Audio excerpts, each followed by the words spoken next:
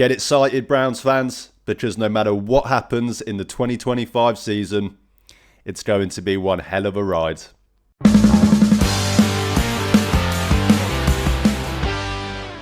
Hey guys, welcome back to my channel, or if you are new here, then please do me a favour and hit that subscribe button. On the road to 200 subscribers, would do me a massive favour if you could help me out.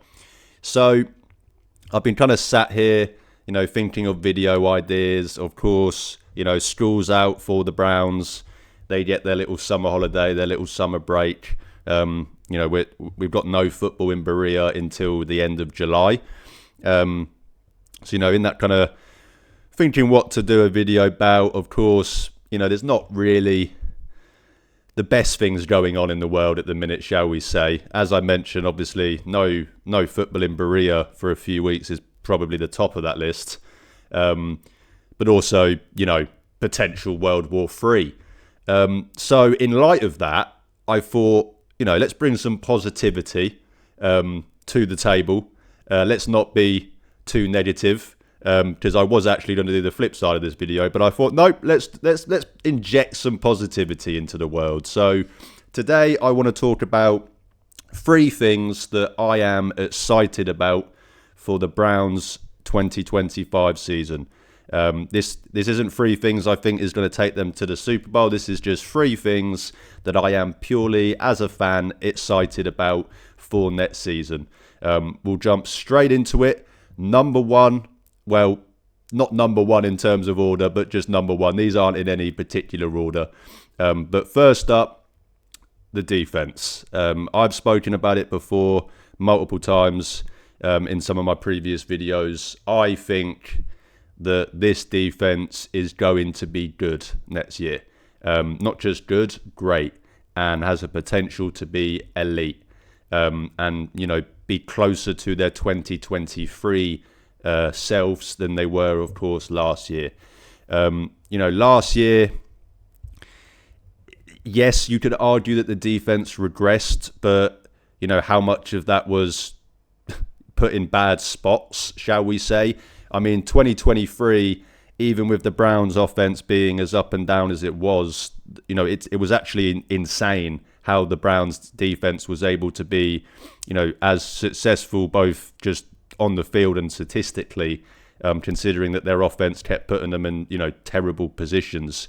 So I think last year was just an accumulation of not being able to deal with all of that again. It's hard to do that once, let alone do that in back-to-back years.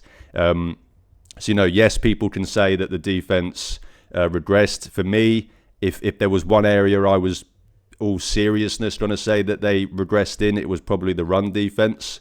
There were periods during the season where it was leaky at best. So, but with that being said, I think this Browns defense has the potential to be elite, and not just elite, but also fun. And I don't know about you guys, but when it comes to defensive football, I love seeing the defensive line get after the quarterback. There's not many more things that get me excited in the entire game of football than watching a defensive line get after the quarterback. It truly is a very entertaining sight to see. Put that on top of great secondary play, and it just makes defensive football really fun to watch. I know the way that the NFL is going, a lot of people tend to, more on the side of offense than they are as defense. I understand why. It's the flashy side, but that doesn't mean that defense can't be flashy as well. And if you're someone like me, I absolutely love watching good defenses. So as you can imagine, I had an absolute blast in 2023, seeing what was a good Browns defense for pretty much the first time in my lifetime. And I think they're going to be able to repeat that this year. Not saying they'll be as good. 2024, they had some of the best third down stop percentages in NFL history. They allowed the fewest passing yards of any team in 20 years, I believe. They were historically good. They weren't just good, they were historically good. So it's of course going to be difficult to replicate that. But I think this Browns defense has a great chance of doing that. The defensive line, of course, is what jumps out the most. I think that's going to be the best unit on this team. And I've said before, I think that unit is going to be too good to let the Browns be the worst team in the NFL next year. So even if everything goes wrong on the offensive side of the ball, I just think this defense, and especially this defensive line, is going to be too good to allow them to be that. I mean, just a defensive line of Myles Garrett, Malik Collins, Mason Graham, Isaiah McGuire, Alex Wright, Mike Hall when he's back, Shelby Harris, Joe Tyron, Obo, Julian Okwara, Juwan Briggs. I mean, there's just so much talent in this Browns defensive line, and people were angry, shall we say, maybe confused that they didn't pursue that kind of that player next to Myles, shall we say, that they've had the last few years. Obviously, starting with, I was going to say Jadeveon Clowney, but actually started with Olivier Vernon, and then Jadeveon Clowney, and then of course Z the last 2 years before we traded him to the Lions last year.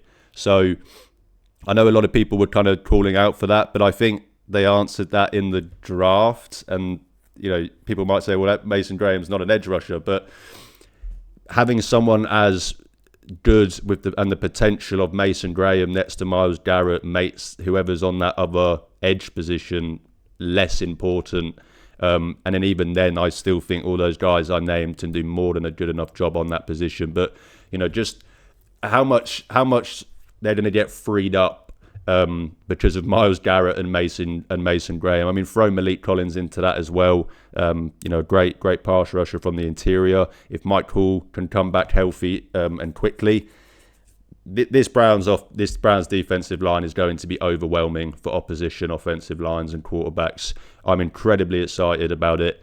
The linebacker room I've mentioned, this is probably going to be the best linebacker unit we've seen under this current regime, and that's even without JOK. And then the secondary, we all know how good this secondary can be. If we get Newsome and Emerson to get back to their 2023 selves, Denzel Ward is Denzel Ward. He's one of the best corners in the NFL without a doubt. And then obviously Grant Delpit and whoever wins that job next to him. I think this defense really excites me. And has the potential to be one of the best defenses in the NFL, and I truly believe that. That's not me just being wishful thinking. Second thing that I am most excited about for the Browns 2025 season is the improved run game. Anyone that has been a subscriber of mine throughout the off-season, you would have seen all the videos of me crying, moaning, shouting about the Browns run game. I mean, even during the season. But it was one of the biggest gripes for me. It was, for this Browns team to be good, they need a run game under Kevin Stefanski. It's just as simple as that. You can't run Kevin Stefanski's offense without a run game. Could you maybe argue that there's a correlation between the Browns' run game regressing the last 2 years and them moving further away from Kevin Stefanski's offense? Probably. I think there's definitely something in there. Of course, obviously with the injuries, Nick Chubb getting hurt both those years as well, that doesn't help. But overall, even with those two things considered, the run game was really, really bad. Last year, 28th in attempts, 29th in yards.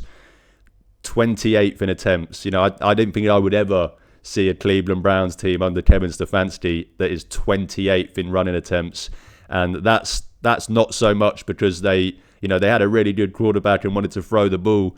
That's just because they were trailing in every single game. You know what I mean? They had to throw the ball. That's why they were number one in passing attempts.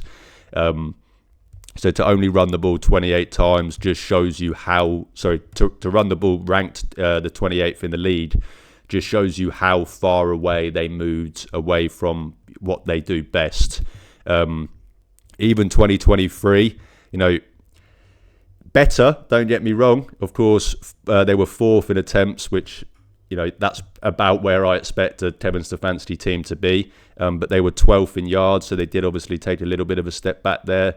The run game has been atrocious. It's been a combination of, as I said, moving away from Kevin Stefanski's offense, and then on the injuries to Nick Chubb, and then on top of that, and the injuries with the offensive line as well, and then on top of that, the bad play that we've had from the offensive line and the running backs. Again, is there a correlation between that bad play being the fact that they moved away from what they do best?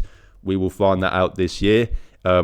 But even if all the things that are meant to go right don't go right to a T, this run game is still going to be a lot better than last year, especially. If the Browns are 29th in rushing yards next season, something went seriously wrong. I'm talking catastrophic level wrong. So I expect this run game to be a lot better. Two biggest reasons for that. The offensive line is healthier. Of course, they've added to that offensive line as well. I think there's better depth pieces now in that room than there were last year. So if one or two guys do go down, you don't feel quite as bad about it. But number one reason why the Cleveland Browns run game is going to be better next season is Quinshon Judkins and Dylan Sampson. It's as simple as that. They drafted two running backs in the first 4 rounds. Two running backs that I had Quinshon Judkins as one of my top 5 running backs this year. I even had Dylan Sampson as one of my top 10 running backs, I think. So to get two of those guys, you don't need a clearer indication of what they want to do, and that is to run the ball again. We've all heard the offensive linemen, Joel, Jack Conklin, they're all talking about how, the kind of focus this year is about going back to what they know, going back to that West Coast scheme, going back to a more zone run blocking scheme, more pulling for those guys. All of that factored in together with the two new running backs. This running game is going to be much improved and potential to be one of the better in the NFL. As I said, it's the staple of Kevin Stefanski's offense, running the ball. I know it's been a topic of debate amongst many Browns fans about does he run it enough and all of this stuff, but one thing nobody can deny is that he does it well. So to go back to that with an improved running back room, with an improved offensive line room, with a healthy offensive line room, we should see, as I said, a much bigger improvement. Really excited to see what Q and Dylan Sampson can do in their rookie years as well. I love watching running backs. I'm sure every Browns fan does. I know not everyone in the NFL does. We've become more of a passing league. But there's just something about, that bell cow back carrying the ball 20 times for 200 yards. Feels special. I think we might get a few of those games out of Quinshon and maybe even Dylan next year as well. So really excited to see what the Browns run game, the Browns much improved run game can do next year. Yes, of course, it's going to be bittersweet with Nick Chubb not being involved.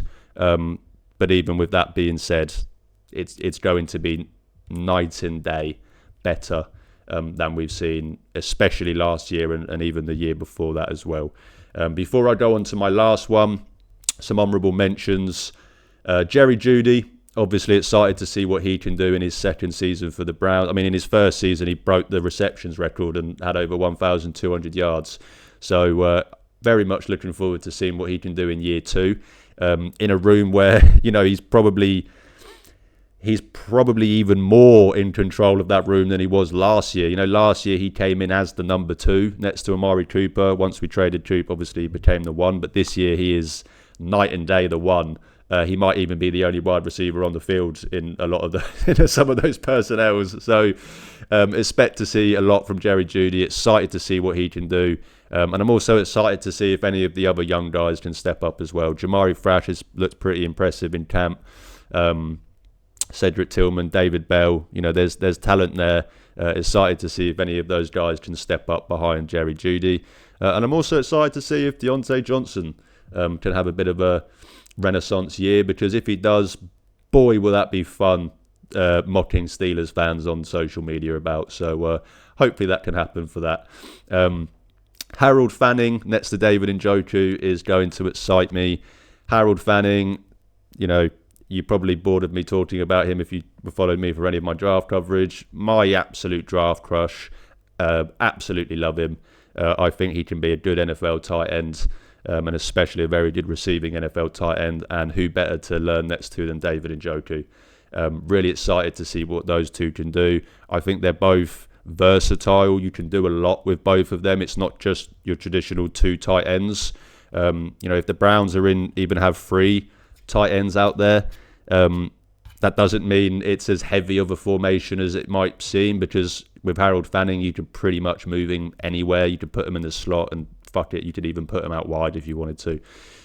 So just the versatility, the scheme versatility with those two guys, looking forward to that. Kind of related to the offensive line, looking forward to seeing what a skinny DeJuan Jones, shall we say, can do.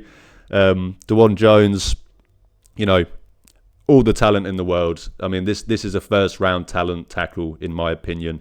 He's just not been able to stack games. He's not been able to consistently put it on the field due to, injuries and stuff like that. So if we could get a full season of, more regimented, dieted DeJuan Jones, and he can stay healthy, then I'm excited to see what we can get out of that. And there's some questions about this Browns offensive line going forward, and DeJuan Jones could answer one of those this year. And then finally, honourable mentions. Obviously, I am excited for beating the Bengals week 1. That goes without saying. But then third, and I say third and final, this is probably what I am most excited about, because it just comes with the nature of the position. And that is the Cleveland Browns quarterbacks. Why am I excited, you might ask? Because we don't even know who's starting. That's kind of the point, I suppose. I'm excited to see what these young guys can do. So don't include Joe Flacco. I mean, don't get me wrong, no hating on Joe Flacco, but I'm not sat here like I'm so excited to watch a 40-year-old Joe Flacco.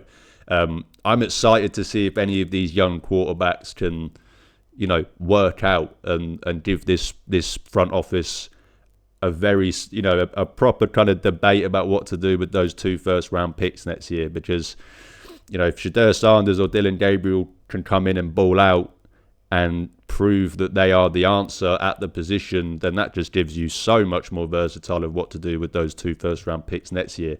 But as I said, excited to see, how it unfolds and kind of everything around that. I'm excited to see the quarterback battle.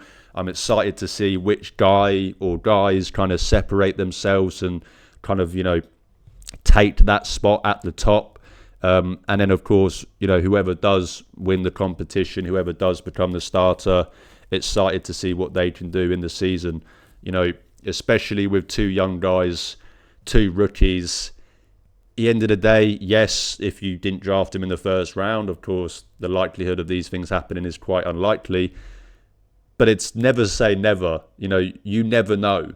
Tom Brady was a 6th round pick. You just never know. Maybe Shedeur Sanders comes in and looks like a franchise quarterback. Maybe Dylan Gabriel comes in and looks like a franchise quarterback. It's the unknown that excites me. And I'm really looking forward to seeing that unfold. But then I suppose on top of that as well, what kind of adds to my excitement is because if it was just in this position and the Browns had no first round picks next year, then it wouldn't be so much as so, because it'd be excitement kind of mixed with like dread, because it would almost be like, I'm excited to see what they can do, but one of them needs to fucking work, because otherwise we have no quarterback. But the Browns have got the luxury of, seeing what they have in these young guys this year, and if they don't like what they see, they have 2 first round picks next year. in a pretty, at this point, what could be considered loaded quarterback class. So it's basically a win-win almost situation because, as I said, with these young guys, you give them all the chance they can get. Maybe they prove to you that they can be a franchise quarterback. If that's the case, wow, you've just hit on a franchise quarterback on either the 3rd or the 5th round. That we all know what benefits that gives your team. You basically enter a Super Bowl window for the next 4 years because you've got your quarterback, franchise quarterback, on a rookie contract. Not just any rookie contract, but a 3rd or 5th round pick rookie contract. Gives you so much more flexibility around the rest of the roster. So obviously, if that happens, great. If it doesn't happen, and none of these guys prove that they can be the franchise, as I said, you have those 2 first-round picks next year in a pretty loaded quarterback class. So that's the reason I'm excited about the quarterbacks, is because, yes, would I be more excited if I had the answer? Of course. If Joe Burrow was on my team, I'd love, of course I would be excited to go and watch him next year. But it's that kind of, I suppose it's a Browns fan kind of way of thinking it, but we've been searching for that quarterback for forever, since Bernie. And, the process can be fun, I suppose. Shall I say it like that? I mean, it's not been fun most of the time for the way that the Browns have handled it. But I think they're in a much better position than at any other period, pretty much since reactivation, when it comes to addressing that, purely just because of who's in the building and the assets that they have. People can scream John Dorsey all they want. He picked Baker Mayfield over Lamar Jackson and Josh Allen, just saying. Yes, and by the way, before anyone comes running to the comments, I am not saying that Andrew Berry knows what he's doing either. But we don't know that yet because they haven't actually drafted a quarterback in the 1st round under this current regime. So I am excited. I'm going on a bit of a ramble here because I'm so excited. But I am excited to see, what these guys can do this year, the guys that are on the roster, especially the young guys. Even throw Kenny Pickett into that because he's still only 26 years old. Didn't really get a fair share in Pittsburgh, so, you never know. Excited to see if we have anything out of those guys. And then if we don't, well, we can go into next year's draft with 2 first-round picks. Probably, if that's the case, 2 pretty high first-round picks. Obviously, the Browns, if none of these quarterbacks work out, that's going to be a fairly high pick. I expect the Jaguars pick to probably be in the top 10 as well, hopefully. So then we have that to look forward to as well. So, as I said, with the quarterbacks, it's one of those things like, yes, this year we're excited about it. Hopefully we can get something out of it. But even if not, we then have next year 2 first-round picks to take a real shot. The first real shot that this regime has taken in the draft for a quarterback. I know people are probably interested in, what guys I like, the quarterbacks next year. I will save most of it for those kind of videos throughout the season and stuff like that. But obviously, just to briefly go over it, Drew Allar, I like, not as much as other people. I don't think I'm not as high on him as some, but I do like him. He's got the prototypical quarterback build. He's got a howitzer of an arm. It's just putting that other stuff together. We'll see if he can do that this year. Carson Beck, I'm not interested in at all. Cade Klubnik is again, not as excited for as other people seem to be. I know everyone wants to do that. That's the Kevin Stefanski, quarterback. I get it, but not quite as high on Cade Klubnik as the other guys. Arch Manning, he's not coming out next year. Let's just say that now. I don't know why we're even doing this. He's not coming out next year. I will be shocked if he comes out next year. I just don't see it. And even then, we're talking about a guy that's thrown like 4 passes. Obviously, that's a bit of an under-exaggeration, but he's started 2 games. Let's maybe chill out a little bit on Arch Manning, but even said, I don't think he comes out next year anyway. Garrett Nussmeier, however you say it, I've kind of gone back and forth with this. I used to have a rule that if a quarterback plays more than 4 years in college, I'm not touching him. I've kind of relaxed that a little bit since COVID. but he falls into that category, so he gets that knock. And so, you've got to show things amongst the other guys if you have that on you as well. And I just don't think he does, in my opinion. So you're probably wondering, Ollie, well, you said it's a pretty loaded quarterback class, but everyone you've mentioned, you said you're not the biggest fans of. When I say I'm not the biggest fans of, that doesn't mean that I think they're bad prospects. I'm just talking about, in comparison with the consensus. But the two guys that right now what are we in, June, that excite me the most as prospects for next year is Lenoris Sellers, obviously out of South Carolina. An absolute unit. The guy is like 240 pounds. He's basically Cam Newton. Yes, he's raw. He's got a lot of stuff to work on. But, if you saw any of my draft coverage this year, you probably figured out I'm a toolsy guy.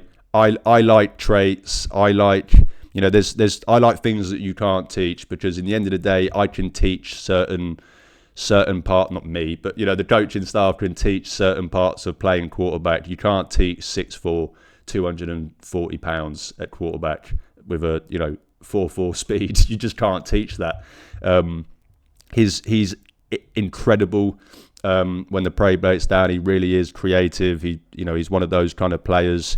Yes, he's got lots to work on, but he's still really, really young. And as I said, he has all of the tools to be an elite quarterback in the NFL.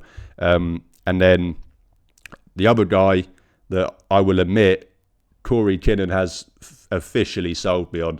I was a little bit not wanting to go fully on board. Corey sold me. Fernando Mendoza out of Indiana, just a really exciting player. He's got the height, he's got the weight. He has the athletic ability. He's got the arm strength.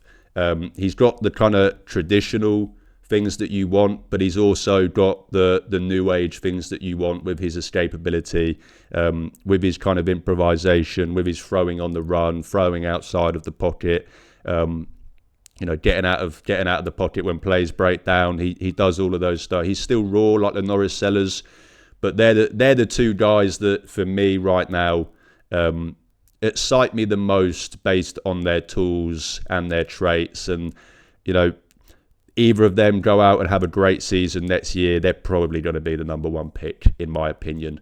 Or maybe the NFL carries on doing the NFL thing and they draft the 6'5" white guy. We'll have to wait and see. But that is that. I won't go, as I said, I probably went too much into the next year's quarterbacks than I wanted to. We'll save that for those videos. But as I said, I know a lot of people aren't that high on the Browns season next year. I've even said on here, they have the potential to be a 4-win team, but they also have the potential to be a sneaky team. And that's kind of because of those things that I said that excite me. And even if, as I said, even if they do have one of those seasons, that doesn't mean that you can't still enjoy it, and there's not still things that excite you during the season. And those three things are what excite me the most. The Browns defense, I think, has the potential to be elite. I think they're going to be too good to let this team be the worst team in the NFL. The Browns' run game, I just can't wait to see this team be able to run the ball again, if I'm honest. It's been so painful the last year and a half, 2 years, to watch this Browns run game. So really excited to see what the improved run game and those two rookies can do. And then, of course, incredibly excited to see what these quarterbacks can do. Can Shedeur Sanders make it perfect timing? Can Dylan Gabriel steal all of the show and shock the world and win this job, even though he was drafted higher than Shedeur Sanders? Or maybe Kenny Pickett can have a renaissance. Whatever happens, I'm excited to see how it unfolds. And even if it all goes to shit, the Browns got 2 first-round picks next year and a pretty decent quarterback class. So, as I said, whatever happens, it's going to be one hell of a ride, and I'm sure it's going to be an enjoyable one. But that will do it for me today, guys. Thank you so much for watching. If you do ever have any video ideas, any things you want me to cover, whether that's fringe Cleveland Browns or predominantly Cleveland Browns, as I always say, leave a comment under here. Message me on social media, comment on my social media posts. Always looking for, video ideas and stuff like that. Always looking for guests to come on. If you know any content creators out there, whether that's Browns or not, that are interested in talking to a random British Browns fan, same applies.